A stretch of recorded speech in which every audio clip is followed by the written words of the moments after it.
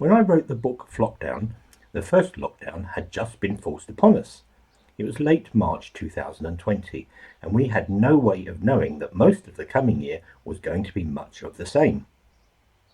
I referred to this imposition as Flockdown, the separation of the real church, the Ekklesia, the people of God, from their places of worship, mistakenly also called churches.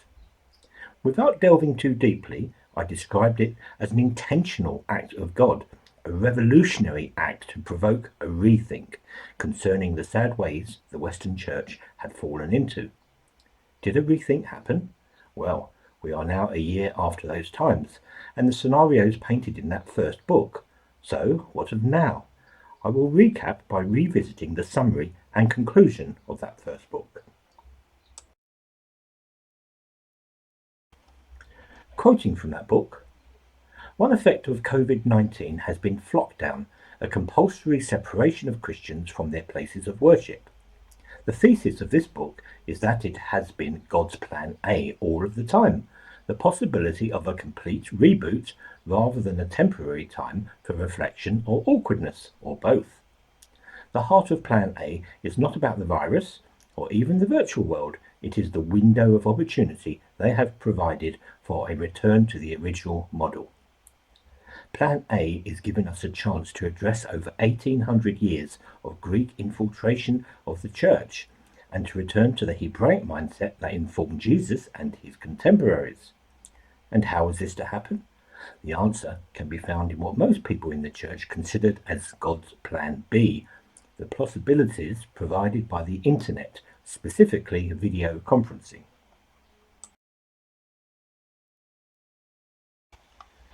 Continuing from the summary, although we had evidence from our last conference, Foundations 13, that this is possible, further evidence came from the Bible, specifically the story of the Babylonian exile and observations made by the prophet Haggai in his book.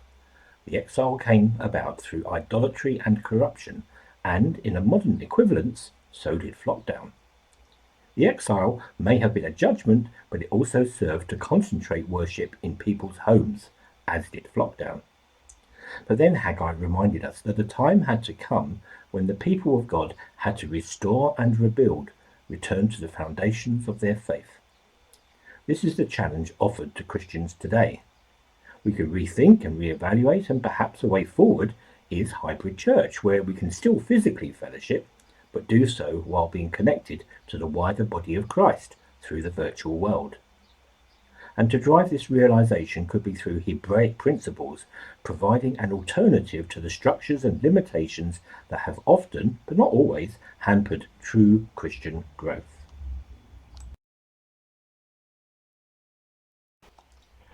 Continuing with the summary, Haggai tells us that until we seriously undertake the rebuilding of God's house, rather than our own houses, we will never be fully blessed in our endeavors. We need to start thinking of new wineskins rather than patching up the old ones. Haggai reminds us that God will be both pleased and honored if we undertake this. So what is stopping us? Hybrid church will not be easy and will be accompanied by further shaking of the nations. But the end game is blessings, and the glory of the present house will be greater than the glory of the former house. The summary continues. Hybrid church, is it the answer? It depends what the question is. If you have a stirring in your spirit that all is not completely well in the church as you observe its visible manifestations in our nation, then it could be. The key thought is not to confuse God's plan A with the church's plan B. Don't plan for the return to normality, plan for change, for the better. As to how hybrid church can be achieved, I must confess I don't have all the answers, but believe that our Foundations project can begin to supply some. Let's face it, we're just small fry, just a tiny ripple in the great ocean, but God knows who he can use. Here's a good starter. Therefore, if you have any encouragement from being united with Christ, if any comfort from his love, if any common sharing in the Spirit, if any tenderness and compassion, then make my joy complete by being like-minded, having the same love, being one in spirit and of one mind.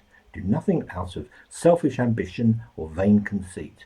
Rather, in humility, value others above yourselves, not looking to your own interests, but each of you to the interests of the others. Philippians 2, 1-4. Humility. Now there's a good place to start. If you haven't read Flockdown and are unaware of the journey that this author has dragged people through over the last decade or so, then what you have just heard may be a trifle strange and unfamiliar. But be reassured, the journey has been an exciting one for some of us, and the events of the past year have, if anything, put a seal on things and reinforced many teachings. For instance, one persistent theme in our investigation into Hebraic thinking, the mindset of Jesus and his contemporaries, is the need to break down structures and hierarchies and return to a family-based, individually empowered and community-driven expression of our faith. This has been a consequence of the year of COVID and came as a revolution forced upon us rather than a gradual change in the church and evolution. What had been theory apparently unworkable because of the fixed momentum of an impervious church has now become practice, with even bishops of the Church of England proudly proclaiming, as if this was a new concept, "We are beginning to realise that the church is about the people, not the buildings." It's as if God has the church by the throat and is trying to squeeze sense into it. Now, perhaps you'll listen to my word.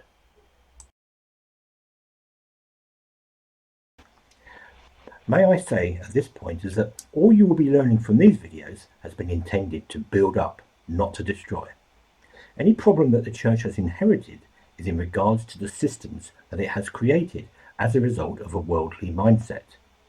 Good people have always functioned despite these systems, and any criticism here is not directed towards them.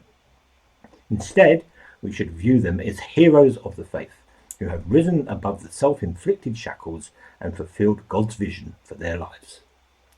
The book of Haggai, well worth reading now, it's very short, formed a commentary to what has happened, and it is still playing out, particularly as many of its warnings and predictions have not yet been taken aboard by a church that's still largely dazed and confused. We will return to key verses as our story unfolds. So here we are, a year later and a year wiser. It has been some journey, hasn't it?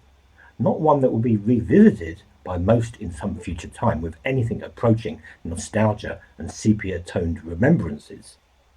This year of COVID will go down in history mostly as a dark, troubling time, with severe impacts on all aspects of society worldwide, from health to the economy, from mental well-being to financial distress.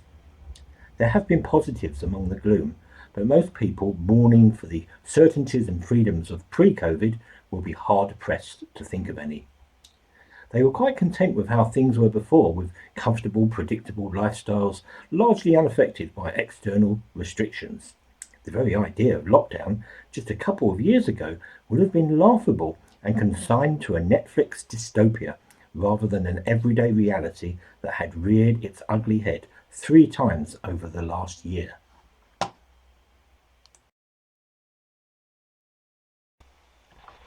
Are we really in a new normal? Even those uncontaminated by the various conspiracy theories will be stirred into thought over such things now that we have lived through such a strange, disturbing period. Perhaps many who had been lulled into general torpor through previous comforts have now been stirred into uncomfortable ideas, thinking new thoughts. This may be a good thing and a wake-up call for many, particularly to those who have been forced to look for meanings.